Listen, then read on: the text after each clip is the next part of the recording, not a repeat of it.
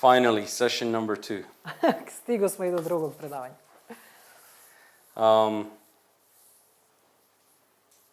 Imagine that when you go home tonight, Zamislite da kad odete večeras kuće, there is a letter waiting for you. čeka vas pismo. Turns out that you have an uncle who immigrated to the USA many years ago. Ispostavlja se da imate The nekog famous strica čuvenog koji je emigrirao u Ameriku pre ko zna koliko godina. He didn't keep in touch with any of his relatives, so they all thought him dead. I nije održavao kontakte ni sa kim od rođaka, tako da su svi mislili da je umro. That's why you'd forgotten about him. Zato ste ga skroz i zaboravili. But as he explains in his letter, he tried his hand in all kinds of things and eventually became stinking rich. Ali, kao što on objašnjava u svom pismu, probao je raznorazne stvari kojima se bavio i na kraju je postao užasno bogat. Now he's old and in poor health, Sada je star i and teškog he feels zdravlja lonely. i osjeća se usamljeno. Therefore, he's decided to give a gift to one of his relatives. I zato je došao do odluke da želi da da dar nekom od svojih rođaka. And for unexplained reasons, he selected you. I iz nekih neobjašnjivih razloga izabrao je baš tebe. And in the letter, he actually sent a gift, a check for 50,000 euro. U samom pismu zapravo on šalje ček na 50.000 evra. What are you going to do with that money? Šta ćeš ti učiniti sa tim? And remember, don't give the correct answer, give the honest answer. I zapamtite, nećemo da tražimo pravi odgovor, ispravan odgovor, već iskren odgovor. Really, think about it. Razmislite. If you received a 50,000 euro like that, what would you do with it? Bi vas večeras čekao ček od 50.000 evra, šta biste vi uradili sa tim? Okay.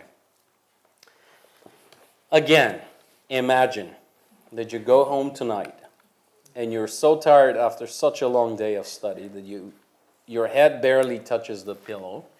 Dakle, opet zamislite da stižete kući večeras i posle dugačkog dana proučavanja, učenja, slušanja, jedva da vam je glava dotakla jastuk.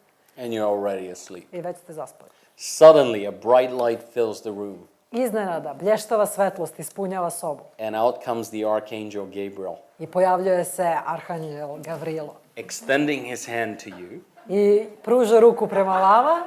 And saying to you. I kaže vam. The everlasting God has sent me to you. Večni Bog me šalje tebi.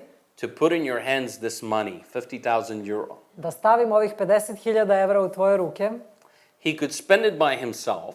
On bi mogao i sam to da potroši. But he wants to use you to invest it the way he would. Ali on želi baš tebe da upotrebi, da investiraš onako kako bi on to želeo. On earth. Na zemlji. So what are you going to do with that money? Šta ćeš onda učiniti sa tim novcem?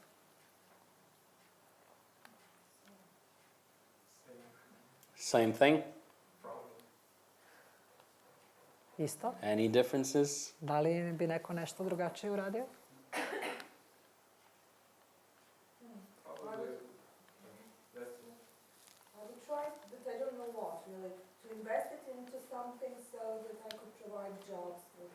Okay, good. Very good. Thank you. Da investiramo tako da obezbedimo poslove za ljude. Dobro. To bi drago.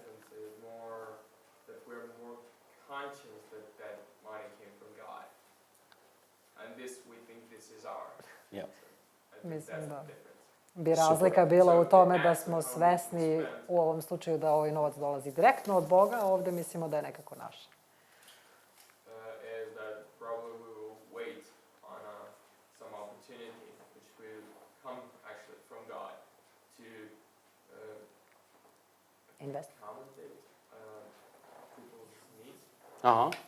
Verovatno bismo sačekali onda neku priliku da pomognemo ljudima u potrebi. Great response. Is it really any different? Da li uopšte postoji razlika ili da li treba da postoji razlika? No. Because it belongs to God, and when God gives you something, svakako pripada sve Bogu i kad ti Bog nešto da, it's always, to be spent according to his plans. Uvek moramo imati na umu da treba ga trošiti u skladu sa njegovom voljom. So the kind of thinking that should be going on should be the same in both cases. I zato način razmišljanja koji bi trebao da se odvija treba da bude isti u oba slučaja.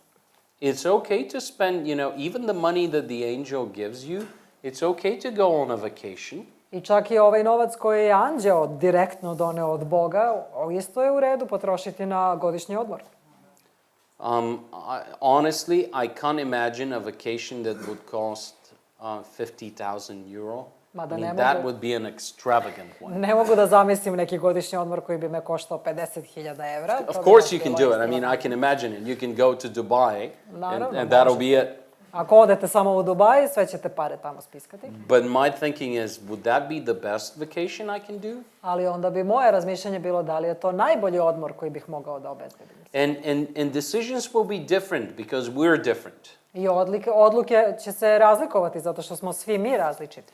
For example, a friend of mine said I would invest something similar to what you said. I would create jobs. He said I would invest it into a business that actually makes more money. Jedan moj prijatelj je nešto slično Dragan je nam predlogu rekao da bi investirao tako da ta firma donosi još više novca. I can see the value of this thinking. I mogu da vidim vrednost njegovog razmišljanja, zašto da ne? The exercise just points to the fact that, again, you answered very well. In most groups, people just, there is a complete difference between the first scenario and the second one. Ali vi ste davali jako dobre odgovore. Uglavnom u većini slučajeva kada dajemo ovaj primer i vežbu, bude baš velika razlika između prvog odgovora i drugog. Let's try to define wealth as a term. Hajde da probamo onda da definišemo bogatstvo kao reč, kao izraz. And, how would you define it? Kako biste vi definisali reč bogatstvo?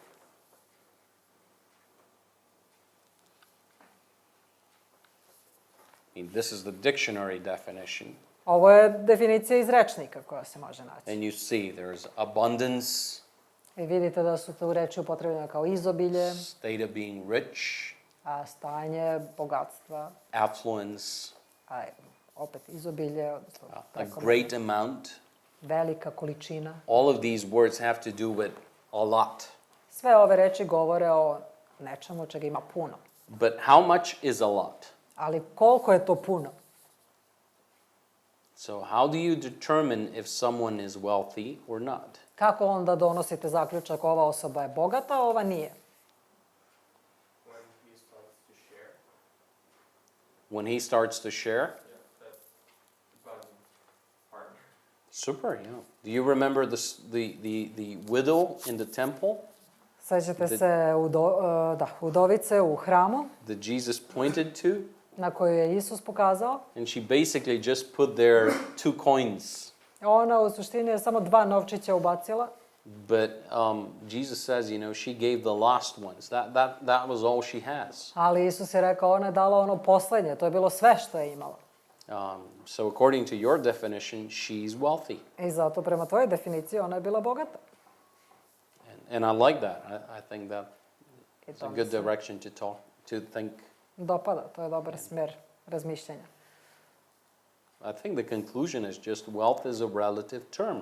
Mislim da je zaključak jednostavno da je bogatstvo relativan izraz. In itself, it doesn't mean anything. Sam po sebi kao reč ne znači baš mnogo. It means something only when you compare to something else. Znači i dobija svoje značenje tek kada uporedimo sa nečim drugim ili nekim drugim. Are you wealthy? Da li si ti bogat? Zavisi od vrednosti koje vrednujemo. Aha. Ako ne mislimo samo o materijalnim stvarima. Let's think materially. Ajde da samo sada recimo razmišljamo o materiju. Are you wealthy? Da li si bogat? Mislim da imamo ono koliko je normalno da se... Okay. I think it's just, okay, I have enough. You want to have the English Yes. too? Okay. Okay, good. Isn't it strange how most of us in Eastern Europe and on the Balkans, we think about our countries and ourselves as being poor? relatively poor. Zar Not nije too interesantno poor, but da relatively poor. mi u istočnoj Evropi uvek sebe smatramo kao siromašnim ljudima, relativno siromašnim ljudima. But that's because we compare ourselves to Western Europe. Ali to je samo zato što se poredimo sa zapadnom Evropom. And of course, in most cases we have less. I naravno u većini slučajeva imamo manje od njih. But why don't we compare ourselves to Moldova or to Armenia? Ali zašto se ne poredimo sa Moldavijom ili sa Jermenijom? I was in Armenia last year, and there is a city very close to the capital Jer bio sam u Jermeniji prošle godine i postoji jedan grad blizu glavnog grada, where they still have running water just 3 or 4 hours a day. gde još uvek In the dobijaju morning. tekuću vodu samo na 3 sata ujutru, Because as a result of the earthquake, the pipe system was destroyed. jer kao posljedica zemljotresa sve cevi su bile uništene. And so they still don't have running water. Pa još uvek nemaju vodu tekuću. Why don't we think about Africa? Ili zašto se ne poredimo sa ljudima u Africi? But Africa is easy. Okay, it's too extreme. Ali dobro, hajde, Afrika je previše velika krajnost. But how many of you have smartphones? Ali koliko od vas ima one smartfonove? How many of you have internet? Ili internet u And kući? good internet at I home? to dobar internet kod kuće. There are entire places on this earth where internet can only be dreamt of. Postoje čitava mesta na ovoj zemlji gde o internetu mogu samo da sanjaju. I have a colleague from South Africa, Imam kolegu iz Južne Afrike and he himself is financially very well. i on sam je financijski dobro stoji. He's got a farm, Ima so farmu, he's much more wealthy than I am. tako da je mnogo bogatiji od mene. But I'll be meeting him again next week because he's the director for the Korea Development branch of CROWN internationally. Ali sastajemo se sledeće nedelje zato što je on direktor za razvijanje CROWN grane tamo u Koreji. So we have several trainings in Europe in the next 3 weeks. I onda imamo nekoliko obuka koje će se odvijati naredne 3 nedelje. Every time he comes to Europe, he constantly repeats. He says, "You don't know how happy you are I kad god dođe u Evropu, on stalno ponavlja, vi nemate pojma koliko ste to srećni. have these ancient buildings, to have this culture around you, Da imate ove drevne građevine, da imate tu kulturu oko sebe, to have the infrastructure, to have good roads, da imate infrastrukturu, dobre puteve, trains, buses. vozove, autobuse. You don't know what it is to live in the bush, Ne znate vi šta znači živjeti u divljini, in the desert." u pustinji. And he says, no quality internet connection, bad cell connection, Ne može se dobiti kvalitetan internet, niti za mobilne telefone konekcije, bad roads, loši putevi, all of that. sve to. And the first time I talked to him, I realized, well, I guess you're right. I never thought about it. I prvi put kad smo razgovarali o tome, pomislio sam, pa dobro, upravo je, nisam nikad razmišljao o tome. We take these things for granted. Zato što mnoge stvari shvatamo zdravo za gotovo. So compared to a lot of people on this earth, to most people on this earth, we're actually in the minority of quite wealthy people. Tako da u poređenju sa većinom ljudi na ovoj zemlji, mi smo u toj manjini kojima dobro ide. And there is just an even smaller minority that's richer than we are. A naravno postoji tu još manja manjina koja je bogatija od nas. So when we think of wealth and we think of are we poor or wealthy, it's good to remember it's a relative term. Pa kad razmišljamo o bogatstvu i o tome da li smo mi bogati, dobro je razmišljati o tome da And je it to relativan izraz. helps us realize how many things God has already given us. I pomaže nam da shvatimo koliko nam je već Bog stvari dao. Yes, the medical institutions may not be working the way we wish they could. Možda medicinske institucije ne funkcionišu baš onako kako bismo mi želeli, But we've got hospitals nearby. ali opet imamo Most of us. bolnice u blizini.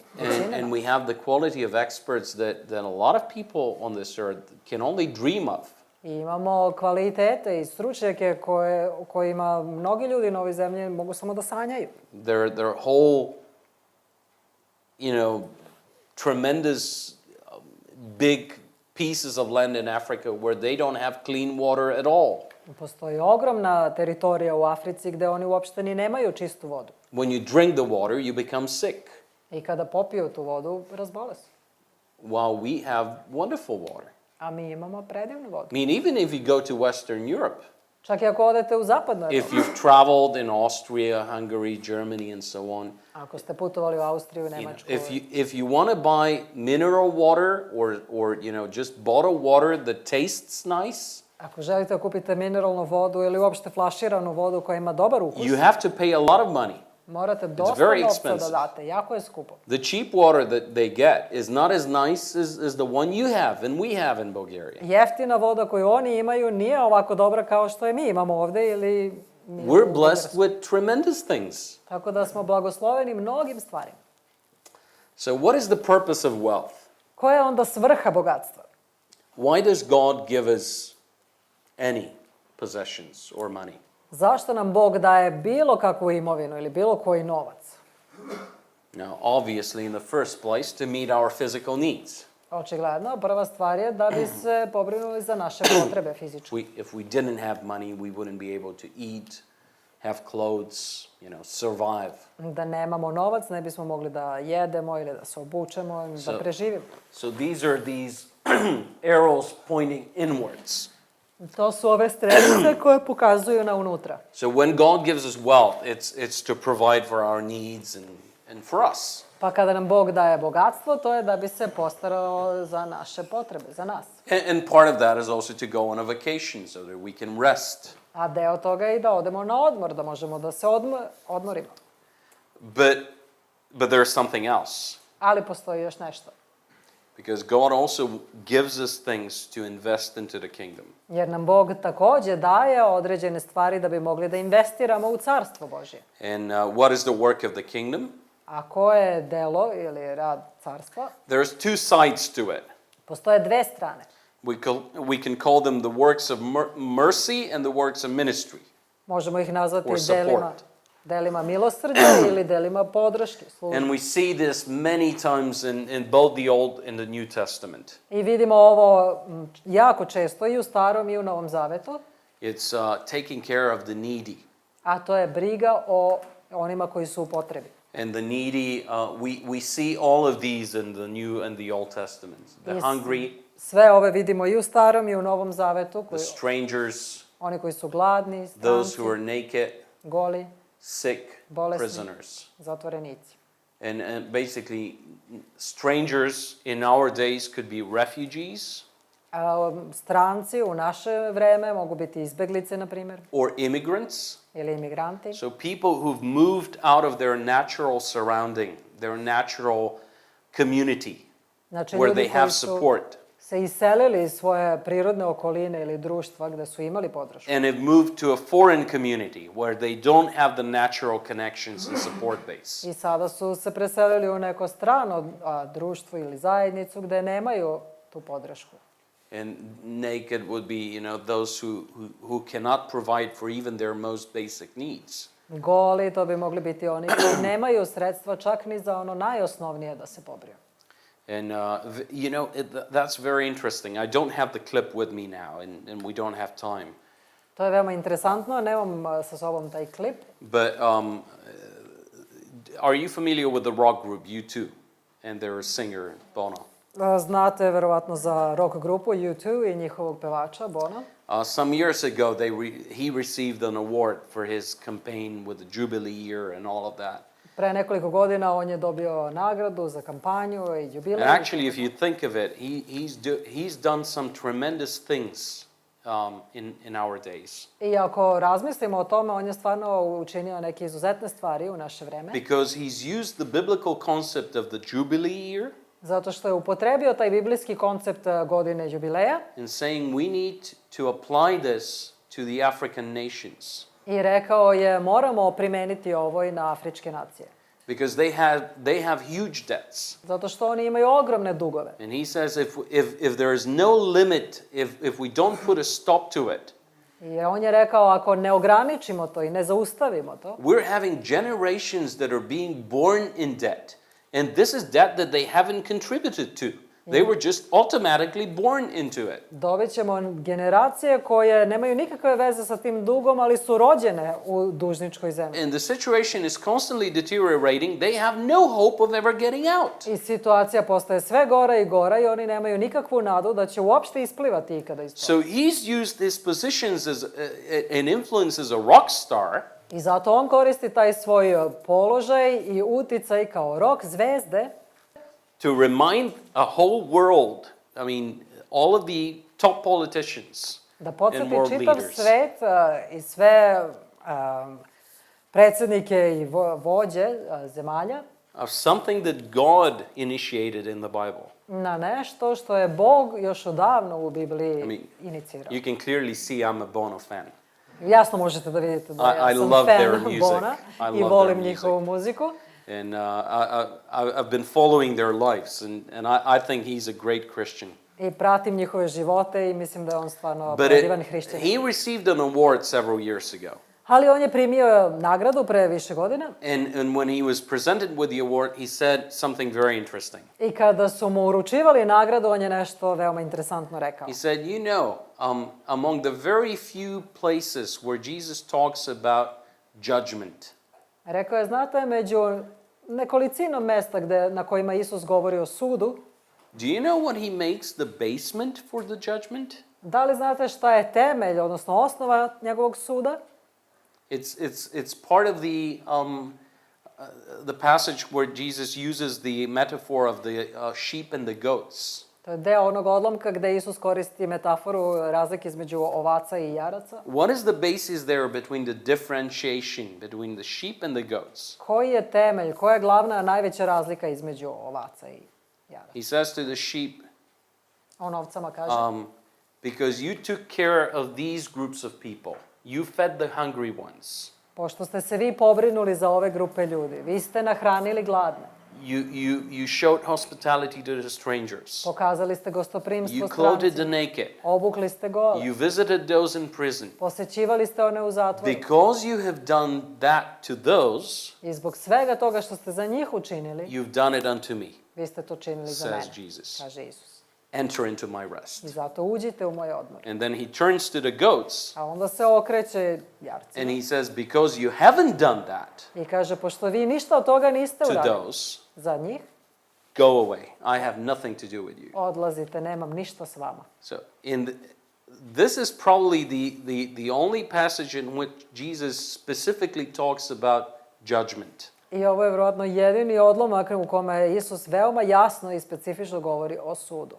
And the basis is what we do with these groups of people. A osnova tog suda jeste šta mi radimo ili kako This is postupamo not a prema passage toj about grupi. salvation. Ovo nije odlomak koji govori o spasenju. I think the unspoken premise behind this passage Mislim da ono neizgovoreno ili ako čitamo između redova u ovom odlomku, is that if you are a disciple of Christ, jeste da ako ti jesi sledbenik Hrista, you would be acting like the sheep. onda ćeš i postupati kao ovce. And the fact that you don't act that way shows you've got nothing, you have no connection with Christ. A činjenica da ne postupaš tako, onda znači da nemaš ništa. So the nikakvog passage udela is sa mnom. not teaching salvation by works, Ovaj odlomak ne govori da ćemo se delima spasiti, ne but govori o tome. it's clearly showing if the same that James is writing in his letter. Već jasno govori kao i Jakov što piše u svojoj If poslanici. you claim that you love God but you don't love your neighbor, Ako tvrdiš da voliš Boga, a ne voliš svog bližnjeg, it doesn't add up. onda to ne može nikako da se uklopi. And Bono finishes his speech and says, I Bono je svoj govor završio rečima, if we want God to be with us, ako mi želimo da Bog bude sa nama, we want to be there where he is. onda želimo biti tamo gde je And on. he's with these people. A on je sa ovim ljudima. The Old Testament is full of passages Stari zavet je prepun odlomaka saying you need to take care of the widow, the orphan, the stranger. koji govore morate se brinuti o udovicama, o The New siročadi, o Testament stranci. repeats that again and again. I Novi zavet ponavlja to iznova i So iznova. the work part of the kingdom of God is to take care of the needy. I zato deo dela Carstva Božijeg jeste da se brine And then the o other part of the work of the kingdom is what I call works of support. A onda drugi deo koji rada za carstvo jeste ono što nazivam podrškom. It's supporting people that help the work of the kingdom. A to je pružanje podrške ljudima koji pomažu u tom delu Or carstva. people that are serving the church. Ili oni koji služe crkvi. Now, we're all serving Christ. Mi svi služimo Hristu. In that sense, we're all in ministry. I u tom slučaju, u tom smislu, mi smo svi služitelji. But there are a few who've dedicated themselves, who've been gifted and called to serve the church. Ali nekolicina je posvećena tome, zato što je darovana tim darovima i da služe crkvi. And Paul is writing to Timothy. I Pavle piše Timoteju. Let the elders who rule well be considered worthy of double honor. Neka starešine koje dobro rukovode budu nagrađene duplom čašću. Especially those who labor in preaching and teaching. Posebno oni koji propovedaju i poučavaju. And he quotes 2 verses from the Old Testament. I on citira 2 stiha iz Starog Zaveta. You shall not muzzle an ox when it treads out the grain. Nećeš vezivati usta volu dok vrše. And the laborer deserves his wages. A i radnik zaslužuje svoju platu. And the idea is because these people have committed their time to helping the church. Ideja iza toga jeste da zato što ovi ljudi su posvetili svoje vreme da služe crkvi. You know, this is a profession that doesn't pay automatically. To je profesija koja ne može automatski da primi platu. We need to support them. I zato mi treba da ih podržavamo. And by the way, when he talks about double honor, A i kada govori o duploj časti, in Greek, the words used are actually an idiom for double payment. u Grčkoj Pay double. ta reč u stvari govori o tome da treba duplo da prime platu. So the idea is don't just pay them to barely survive. Zato ideja iza toga je nemojte samo da im date novac da jedva mogu da sastave kraj s krajem, But paid them according to the service they're doing. Pay them to feel that they're honored. već im platite u skladu sa službom koju obavljaju, da se osete počašćeni. And the concept, especially for us on the Balkans, A koncept, posebno za nas na Balkanu, is that pastors and teachers need to be paid the bare minimum. jeste da pastore i učitelje treba da plaćamo, ali samo onaj minimalac. And maybe, just in part, this is not the only reason, I možda delimično, ovo nije jedini razlog, but maybe that's part of the reason why so many pastors are doing not a very good job. i možda je to deo razloga zašto toliko puno pastora ne obavlja baš dobar zadatak. I'm not a pastor. Ja nisam pastor. And I'm convinced God hasn't called me to be one. I siguran sam da me Bog nije pozvao da budem pastor. My grandfather was a pastor and my father was a pastor. Moj deda i moj otac jesu bili pastori. And I have a slight idea of what it requires. Tako da imam neku ideju šta zahteva, koliko je zahtevan taj posao. I do preach though. Iako propovedam, And if you want to be really good as a preacher, a ako želite biti jako dobri propovednici, to not repeat the same thing all over again and again and again, i da ne ponavljate večito iste stvari iznova i iznova, but to be able to study the Bible, to come with new understanding and progress and learn more and more. već da možete da odvojite vreme za proučavanje Biblije, da osluškujete šta vam Bog govori, da napredujete sve više i više. This requires a lot of work. It Onda- requires a lot of reading, Za to potrebno puno rada, puno čitanja, a lot of study, of writing, puno proučavanja, pisanja and basically, it's a full-time job. i u suštini to jeste puno vremeni posao. And if you want pastors to also be able to visit people, to meet with people, A još plus ako želite da pastori mogu da imaju vremena da posećuju to ljude, help solve problems, da pomažu prilikom rješavanja we problema, need to make it possible for them to do that. onda moramo mi da se pobrinemo za njih da bi oni to mogli sve da obavljaju. So we talked about the need to support preachers and teachers and missionaries and so on. Znači, govorili smo o potrebi da podržavamo pastore, učitelje, propovednike, misionare i tako dalje. On the one hand, the church has to treat people like that with honor S jedne strane, crkva treba da s poštovanjem postupa s takvim ljudima and pay them well. i da ih plati. On the other hand, the church needs to require the pastors, teachers to do a very good job. A s druge strane, crkva treba da zahteva od pastora, propovednika da obave dobar posao. because and I have the freedom to talk about that because I'm the son and grandchild of pastors. I ja imam tu slobodu da mogu da govorim o tome zato što sam sin i unuk pastora. There are pastors who don't deserve even the little they get. Postoje pastori koji ne zaslužuju čak ni ono malo što dobijaju, Who are lazy, koji su lenji, who are doing this because it's the easiest thing to do, koji rade to zato što je najjednostavnije, and it tako, just gives them enough time to do whatever it is they prefer to do. i onda im instead. to daje dovoljno vremena da mogu da rade ono što bi više voleli da rade. Now, I don't know that many such pastors, but there are some. Mada ne znam puno takvih pastora, ali postoje neki. On the other hand, I know a lot of pastors who are good people that are just not paid enough.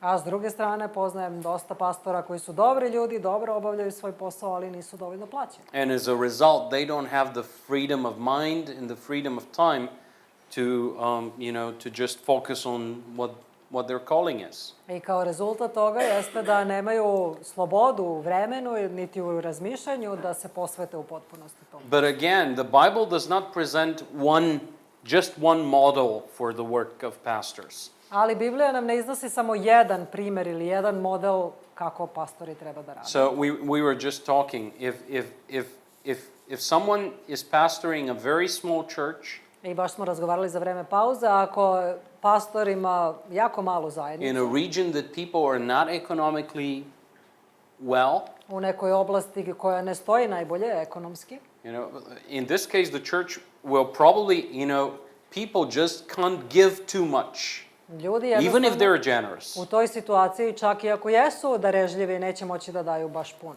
which means that the pastor will have to have a normal job. A to će značiti da pastor mora imati i drugi posao. And if possible, have several people that share the pastoral responsibilities. I tada, ako postoji mogućnost, treba da ima još nekoliko ljudi s kojima će moći da podeli dužnosti pastora. I think one thing is clear from the New Testament, Ali jedna stvar je veoma jasna iz Novog Zaveta, that a church normally has more than one leader. da crkva obično i normalno je da ima više od jednog vođe. So the Balkan, and it's not only Balkan, it's a Protestant model I možda nije samo Balkan u pitanju, već protestantski model, of just one pastor for a church jeste da imamo samo jednog pastora za crkvu. is just impractical and basically wrong. Ali to je nepraktično, a i u osnovi pogrešno. Because, people are different. They have different gifts.